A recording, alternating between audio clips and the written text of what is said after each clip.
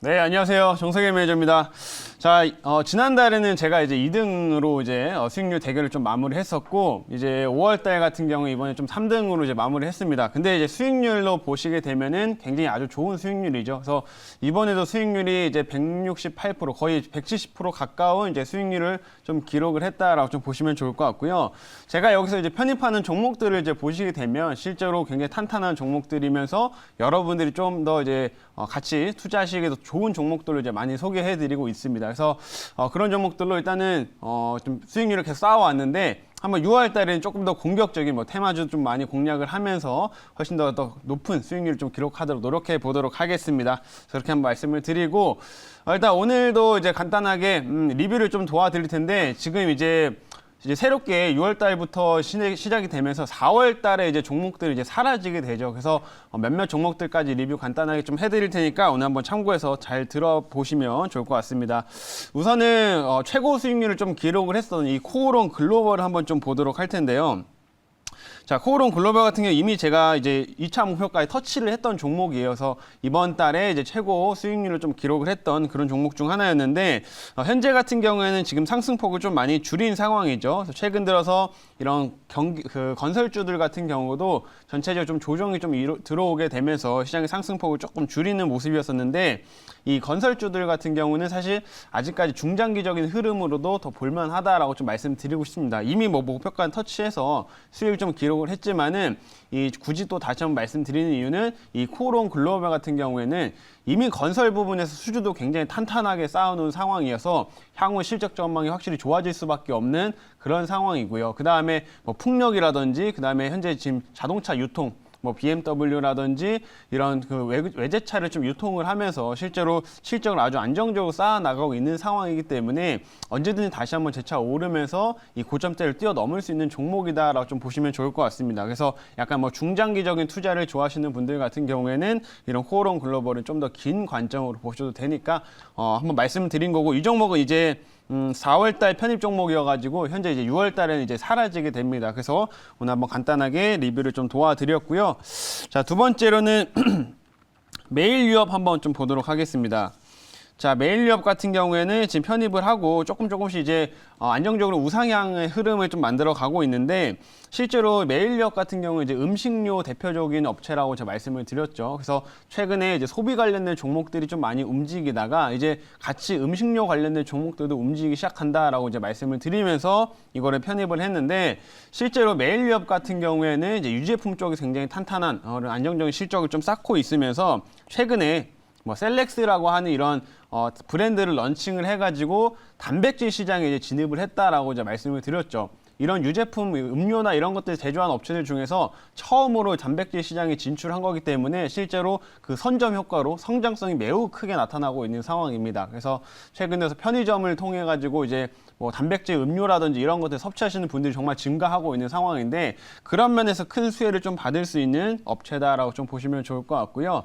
그리고 이제 여름이 되면 우리가 자연스럽게 음료를 더 많이 마시게 되죠. 그러면은 이런 유제품, 커피나 이런 것들도 소비를 많이 하기 때문에 매일유업은 그런 부분에서 오히려 하반기가 더욱더 기대가 되는 종목이다. 이렇게 좀 말씀을 드려보도록 하겠습니다. 그래서 안전하게 좀 우상향을 그리고 있는데 충분히 추가적인 흐름도 더 기대해 볼 수 있으니까 계속 지켜봐 보도록 하겠고요. 세 번째로는 서울옥션 한번 보도록 하겠습니다. 자, 서울옥션은 오늘 조금 아쉬워요. 오늘 아쉬운 게 오늘 오전에 시세가 한번 좀 나왔다가 제가 1차 목표가를 지금 한 18,000원을 잡아놨는데 여기 좀 아깝게 체결을 못했었고 조금 밀리면서 지금 마감이 된 모습이었습니다. 지금 약간 떨어져 있는 모습이에요. 그래서 다시 원상복귀가 좀 된 상황인데 제가 이제 서울옥션을 편입했을 때 이 종목 같은 경우에는 미술품 경매 쪽에서 이제 국내 1위 업체라고 이제 말씀을 드렸었죠.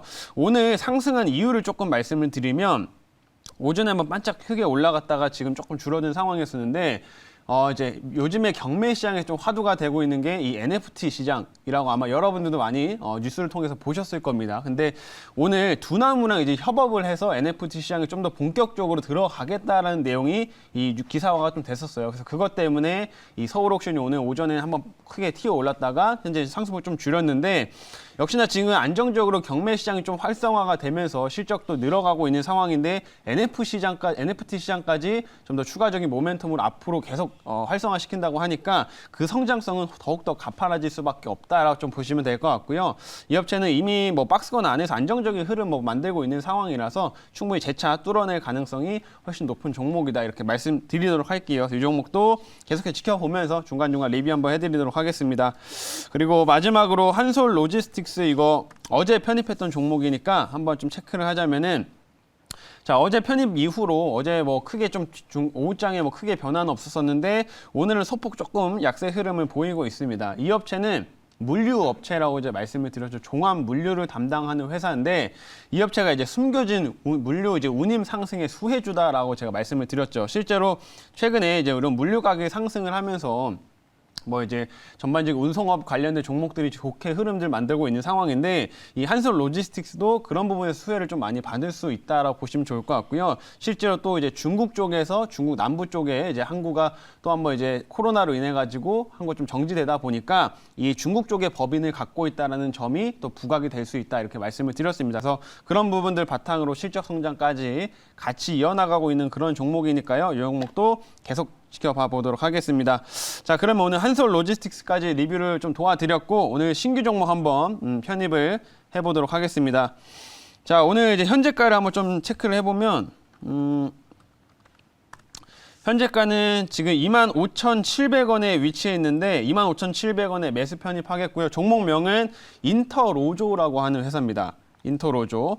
자, 인터로조라고 하면 어떻게 좀 생소하실 수도 있는데 이 업체 같은 경우에 이제 렌즈를 생산하는 업체예요. 컨택트 렌즈를 이제 생산하는 업체다라고 좀 보시면 좋을 것 같고요. 이 업체가 뭐 하드 렌즈, 뭐 소프트 렌즈, 컬러 렌즈 뭐 이런 거를 주로 생산을 하게 됩니다. 근데 제가 오늘 왜 이 종목을 갖고 왔냐? 뭐 최근에 소비주들이 좀 계속해서 이제 움직이고 있는데 우선은 레저 관련된 종목들이 먼저 좀 올랐죠. 그리고 나서 그 다음으로 좀 움직였던 것들이 이제 마스크를 벗게 되면은 화장품의 수요가 늘어날 거다라고 하면서 이 화장품 관련주들이 많이 움직였습니다. 근데 이제 그 말은 사람들이 이제 바깥 활동을 하면 점점 이제 꾸미는 활동들을 많이 하게 될 건데 렌즈도 엄청 중요하거든요. 렌즈도 굉장히 중요하기 때문에 이 렌즈 수요도 크게 회복될 수 있다라는 점으로 이제 바라보시면 좋을 것 같고 좀 더 이제 추가적인 모멘텀을 이제 하나씩 더 말씀을 드리면 일단은 기본적으로 국내에서 코로나 백신 접종률이 지금 10%대가 좀 돌파를 했습니다. 그래서 지금 보시게 되면은 우리나라 지금 백신 접종률 10% 넘어가서 엄청나게 뒤처지는 수준은 아니에요. 그래서 신흥국 쪽에서는 이런 식으로 백신 접종률이 굉장히 좀 빠르게 증가되고 있는 상황인데 이제 30, 40대 같은 경우도 얀센의 백신까지 이제 예약을 해서 이제 맞을 수가 있기 때문에 실제 얀센의 접종률이 또 접종이 시작되고 나면은 이 백신 접종률은 빠르게 증가할 거다라고 보시면 될 것 같아요. 그래서 그런 부분에 따라 가지고 이 소비 관련된 종목들은 계속해서 시장에 관심을 받을 수밖에 없다라고 보시면 좋을 것 같고 렌즈 관련된 인터로조 같은 경우에는 아직까지 그렇게 크게 부각된 적이 없기 때문에 오히려 지금부터 훨씬 더 상승에 대한 모멘텀들이 커질 수가 있다. 이렇게 보시면 좋을 것 같아요. 그리고 두 번째로는 이 업체가 또 이제 국내뿐만 아니라 해외 쪽에 판매 비중이 꽤 있습니다. 그래서 해외 쪽에서도 매출이 굉장히 잘 나오는 상황인데 특히나 유럽 쪽에서 이제 매출 비중이 좀 높은 편이에요. 근데 유럽에서도 지금 이제 백신 접종률이 높아지고 있는 상황이죠. 그러면서 유럽도 이제 서로 이제 그 백신을 통해 백신 접종이 높아지다 보니까 이제 여행도 할 수 있게끔 하자 이런 논의가 지금 많이 진행되고 있는 상황인데 유럽 쪽에서도 점점 이제 렌즈 제조업체들 이 인터로조한테 이 제조를 맡기는 업체들이 점점 증가되고 있는 상황이고 실제로 렌즈 수요 역시 증가되고 있는 상황입니다. 그러다 보니까 이 해외로 수출 물량까지도 계속 증가될 수 있다는 점 그 부분을 좀 바라보시면 좋을 것 같고 해외 수출이 증가되면 증가될수록 또 하반기로 갈수록 실적은 좋아질 수밖에 없다. 이렇게 말씀드리겠고요. 마지막으로 이 업체는 굉장히 또 저평가되어 있는 종목이기 때문에 그런 부분에서도 지금 접근하기에는 좋다라고 말씀을 드리도록 하겠습니다. 그래서 오늘은 이렇게 말로써 한번 이렇게 얘기를 해드렸고요. 한번 추가적으로 이제 얘기는 다 드렸기 때문에 질문은 좀 받아보도록 하겠습니다. 자, 네, 질문은 그럼 오늘 패스하도록 하겠고요. 시간 관계상 질문은 패스하고 바로 이제 가격 전략 제시해 드릴 텐데 1차 목표가는 제가 27,500원을 제시하도록 하겠고요. 2차 목표가는 28,500원, 그리고 손절가는 23,000원으로 제시하도록 하겠습니다.